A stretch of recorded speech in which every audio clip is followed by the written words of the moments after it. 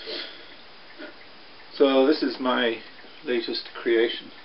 It's an acoustic electric 12 string with a difference, as will become apparent. The neck of the guitar originally came off of an Epiphone 12 string which I bought back in the 1980s. I had the neck lying around. I made the body into an acoustic bass for somebody many years ago because I needed the cash, but I'd hung on to the neck because it always was a beautiful action on it. So I took the headstock off, obviously, and replaced it with a piece of copper, and then took out the mother of toilet seat inlays. Mother of toilet seat is what I technically call plastic, which is what is in there. Machine heads, I put on two whole new sets, because one of the things I always had problems with tuning 12 strings is that you forget where you are when you're tuning. It's because of the pairs of strings, and so I figured it would be handier to know that all the gold ones were the octave strings. The body of the guitar, well, the only thing with the copper coaster thing is I should have some product placement things here too, that Copper Coast is the name of a very nice local ale by Dungarvan Brewing, kind of an endorsement there. Following on that drink theme, when we first arrived here in 1984, one of the Jamesons sisters gave me a lovely piece of yew for making a guitar. Only nearly 30 years later I finally got around to using it. I made Bill Faulkner, whose carpentry has all the relevant tools, who's a relative tool, and he cut out this piece for me and we put it together. So this is a book matched piece of the yew, and there's a bit of walnut in the middle, and the section is bog oak around the edge. Then I cut up a bit of copper cylinder and nailed it around the edge.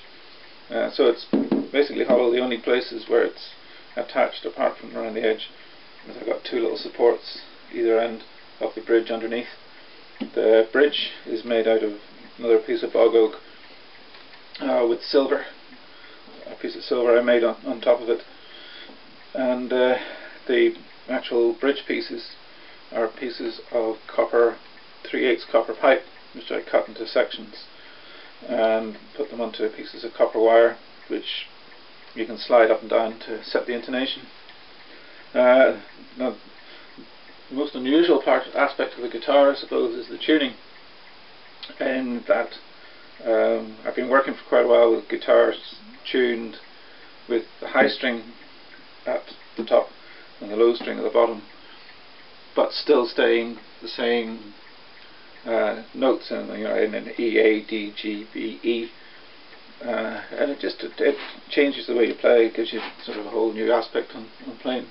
And I wanted to try the same sort of thing with 12 string, but it got kind of complicated keeping it to a standard tuning. So this is tuned to A, more or less.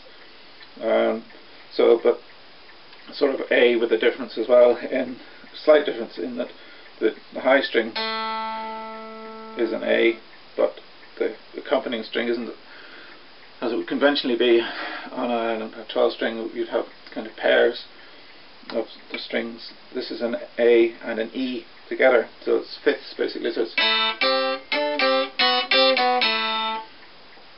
that's the only one which is different. I've tried it before on the other 12 strings, doing the same tuning onto the G string and having the G and the D tuned together. But this I felt was a better compromise, because this is usually the root note, so not of a chord, but it's now the root note of the root note is now a high note rather than a low note. You'll hear it when I get there eventually. But anyway, we're going. So it's E, and this is a double D, very thin, small double D, but so it kind of gives you the opportunity of doing mandolin effects with that string. So it's E, A, back to the, it's A, D, and then G with the octaves there, and C, E, and A. So it's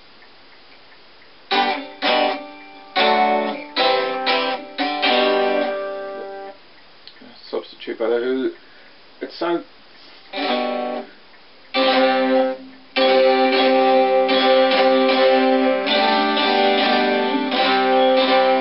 strumming it like that sounds kind of different, partly because it's metal, but also because of the tuning. I'm going to try playing a piece that I wrote.